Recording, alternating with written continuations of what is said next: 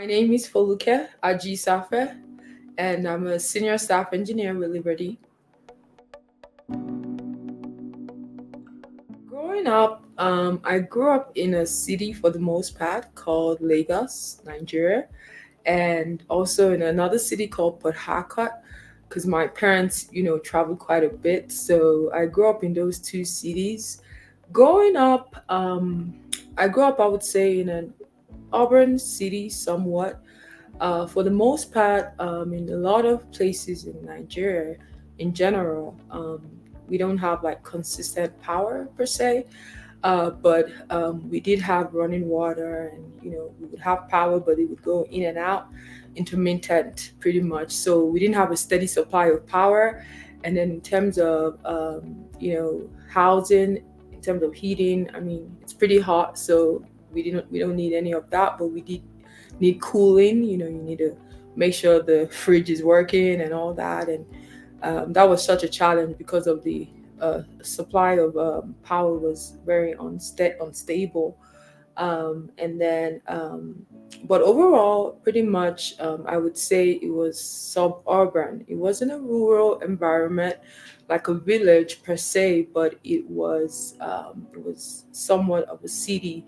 But I was exposed to places that were more rural, where steady supply of power was even more of a challenge, where there would be no supply of power for months.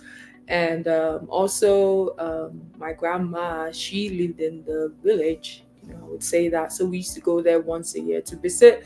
And I had cousins who lived in places that were not so urban. So I have a little bit of experience, being exposed to such an environment. And for the most part in Nigeria, um, majority of people are, what we would classify as low income, very low income. I was just fortunate to be in a situation where we were at least we were opportune to have decent livelihood. But there were other places that were worse off, and it was very evident. It wasn't something you could necessarily avoid noticing. It was everywhere. You had relatives that were going through it, and you had people all around you going through it. So you couldn't escape that. But for me, overall, suburban, but still very much exposed to rural communities. Growing up, in terms of my household, it consisted of my dad, my mom, and my siblings. Were I have four siblings in total, but I was the second. So my siblings, the other two didn't come till much later. But it was a very simple household. Though we had relatives that would rotate and come stay with us, like my parents, brothers, sisters would come stay with us at different times while we were growing up. But every year we would go to our grandma's house, which was in the village in the rural area. We would drive about 8, 9 hours away up to go visit her. And in those conditions, I mean, it brings a lot of joy to me because I remember my grandma waiting out at night. It's like she just knew when we were going to show up. She would wait and she would be so excited to see us. But a lot of times when we got to the village, there was no electricity. It was so dark, and I would wonder how she would even know it was us coming, because she would stand by the road, because there are no street lights or anything like that. So it was always wonderful to go home. But compared to where I grew up, we had at least some sort of stable supply of power. And there was we had cooking gas where we could cook in house in the house. But with my grandma, the way the house was set up was different. The kitchen was outside of the house. The house was somewhat modern, it was made of concrete, but the kitchen was outside of the house. It wasn't in the house. And of course, there was a reason why, because she would cook with charcoal, with wood, with log of wood. So they would have to go get firewood, and you can't do that in an enclosed space. So, it was an enclosed kitchen outside. But this kitchen spooked me a lot because it's nothing compared to what I was exposed to growing up, because, and I can remember how many times I entered the kitchen because she would cook with firewood and it was so dark in there because of the charcoal and the fumes. All around the hut was just black and it was just a spooky place. But I would see her cooking, stirring the pot, and she was so dark skinned just because of all the fumes and all of that. And I loved I loved hanging out around my grandma, but because of that, I would not go to the kitchen with her. I mean, I can imagine while we were at home, I would be around my mom, would be in the kitchen cooking and baking and doing stuff. But in the village, we couldn't do that because I just could not stand the fumes. It was too much for me. It was intoxicating. And to think that she would be there for hours cooking, so that was one of the major differences that I remember, even if the house was modern, but the kitchen was outside of the house. In terms of getting firewood and charcoal and all that, you could get it at the market. But in my grandma's case, I believe because she was an older woman, she was a little bit elderly, and she had people who lived in the house with her. So it was very, very normal for her to send people on errands and say, go to the market and buy this. She would do that. But when it came to the cooking itself, she wanted to do that herself. But she didn't go to the farm to do that, at least while she was older. Maybe she did that when she was younger. I can't say for sure, but when she was older, her own task was mostly cooking, in the kitchen. But she would get people to either deliver it to the house, the charcoal and the wood to the house, or she would send people to the market to go get it. After, I would call it elementary school here, to go into junior high, senior high, I went to a boarding school, the equivalent of that here in the United States. So at about 10 was when I left the house to go to the boarding school. And it was a couple of hours away from home. And it was a bunch of us kids, a lot of kids, a lot of us out there in the middle of nowhere. And I remember our food had to be cooked right in the kitchen, and we didn't have access to cooking floors or ovens or anything. Everything was done with firewood, with big pots, and it was done on the outside. And we had a dining hall, and I remember that you would want to avoid going to closer to the kitchen because of the fumes. It would be a little bit too much. But a lot of times when we were in class, far away from the kitchen was when they would be cooking. But if you happen to be around there, you could see the smoke and it would be a little bit intoxicating. But I can imagine places where schools where they were just cooking like right by the classroom, but they didn't have the privilege of the space, like we had. But you could definitely see that, you could perceive it. You could perceive the smoke, the cooking, because they had to cook for thousands of students at a large scale to feed everyone 3 times a day at that too. So yeah, I remember that. After I spent a few couple of years, I spent 16 years in Nigeria. So I finished high school, and then it was time for me to go to college. And I was fortunate to be able to come here. My dad sent me here to go to school. So I came here to school, went to Oklahoma, University of Oklahoma, and it was such a drastic change. I remember the first time I landed in the airport in Dallas, and I just kept looking all around, and I said, I just noticed there's a lot of light. There's a lot of light. There's light everywhere, and there are lots of businesses. I just kept looking back and forth, like, and the roads were so smooth and good. That was the first impression I had. It was a bit overwhelming. I remember the first day that I landed so clearly. It was definitely a bit overwhelming from where I was coming from. Even if I was still fortunate, compared to a larger group of people, still, it was still such a drastic difference, in terms of livelihood and the steady supply of power. Everything ran smoothly. It was a different world entirely. But that was about, for me, that was I came in 2000, so that was a while back. Yeah.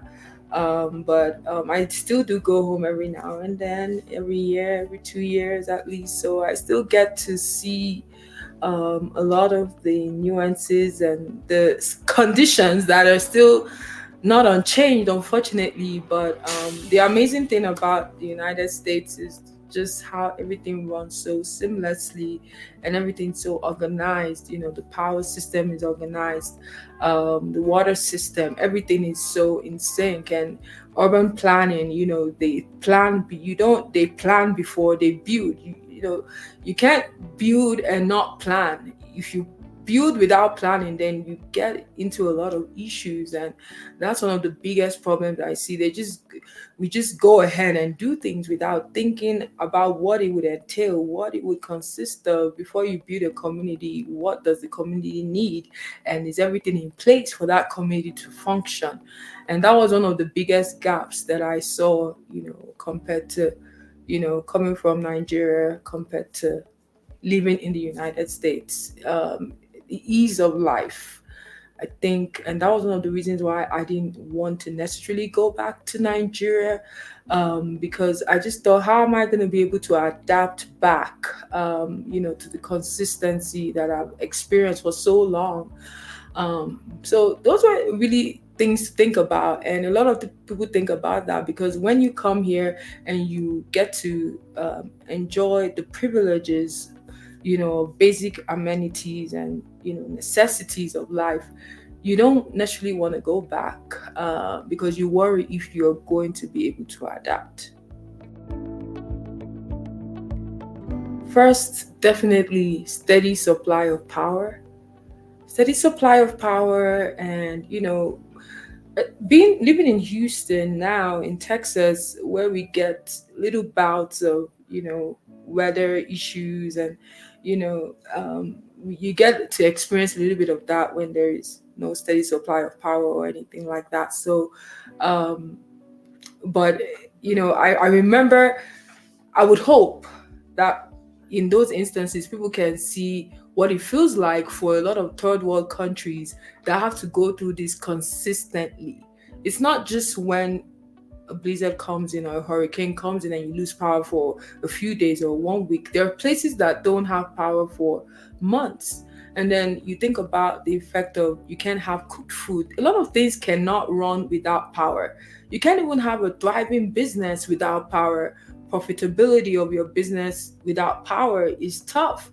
So there are so many things that suffer because of lack of power and lack of or insufficient energy supply, I would say, that the effects, you don't really realize how dependent you are on power until you lose it. So that's one of the first things that definitely I want them to enjoy is steady supply of power.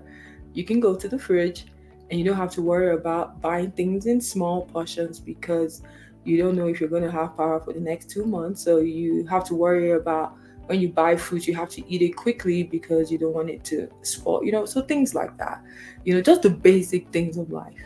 Being able to sleep in an air conditioned room because there's power. If my grandma had access to an actual gas stove, I think she would probably have lived a healthier lifestyle. She would have been healthier in her body. She would have been healthier mentally. She would have been healthier physically, because she was inhaling a lot of, the toxic chemicals. And I believe she probably didn't even know the effects of that. But she passed away at a much earlier age. She probably could have lived longer, but she didn't because of health issues. Um, Definitely, she would have probably been easier for her, apart from health wise, her benefiting, would have been easier for her, just an easier life. It's easier to go to the kitchen and pop something in the microwave because you need to warm it up than having to stir up a pot again, just an easier lifestyle she would have had. And I think she would have probably bonded more with us, her grandkids, because the kitchen is a very central place that a lot of families bond. I bonded with my mom a lot in the kitchen because we would cook and bake together. And if I had that with my grandma, she probably would have had better relationships with us because she was usually in the kitchen and we couldn't be with her there. And we were always home together for a short time. So I think we'd have had a much more fulfilling relationship with her if, you know, she had access to a gas cooking stove and she was indoors rather than outdoors cooking. I think what really excites me the most is the humanity of even caring first, and it reminds us that life is always about a choice on what we think is important and how we're able to give ourselves to a cause. I think it's very, very inspiring. And it's hope. It is really hope of a future, because it doesn't matter how much time passes by, things can things things don't change because time passes by, right? If nothing is done, things will remain the same. And that's the lesson here. And it's very inspiring that Liberty would launch Bettering Human Lives to make cooking fuels easily accessible, to a lot of people. Um, Sometimes when you're in a more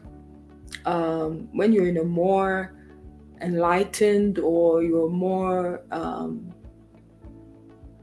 trying to look for a particular word, when you're more fortunate, should I say, to live have a higher standard of living, it's great, but you can't forget others. A man's greatness is not in just who he is, but it's also in how he extends his hands to others and bring others along. So it's so inspiring to see that Liberty is doing something about it, actually doing something about it, and not just talking about it. And it's going to bring hope for millions of people in Africa and other third world developing countries. It's going to bring hope, and it's such a great initiative of humanitarian efforts, of just humanity, of trying to make life better for others and not being selfish and always thinking about yourself and ourselves. So it's such a great initiative, and it makes me excited to know that it can make a difference in someone's life. It can make a difference in security when we talk of safety. I want to share this story. I had a cousin, or I would say my uncle's wife, who her daughter is my cousin, because they didn't have access to cooking gas. While they were cooking with a stove, you know, this was more of a kerosene anyway, but it's still, it's not like propane where it's safer, and it doesn't have all the other safer benefits like actual cooking that we use. So um, there was an incident that happened, and that was very common in Nigeria and in a lot of places where there would be an incident, and the I wasn't there, but pretty much an accident happened where the child that was next to her and my aunt, they got burnt, and they actually lost their lives because of that. So that was something that was avoidable. That was something that probably didn't have to happen. And a lot of people have probably experienced that. Um, and if we can prevent such from happening again, because people have access to cleaner, not just cleaner fuel, but safer fuels, it's going to go a long way. It's going to go a long way. No matter how fortunate we think we are, there are still people who need a helping hand. There are still people who need a chance, and people who deserve to live a better life than they are living. So I'm a big advocate for energy, and I really, really hope and pray that things would get better in the third world countries, and we would get better supply power. And but it's just so amazing to see Liberty starting this, and who knows where this may go, and how Liberty can inspire others to even do more.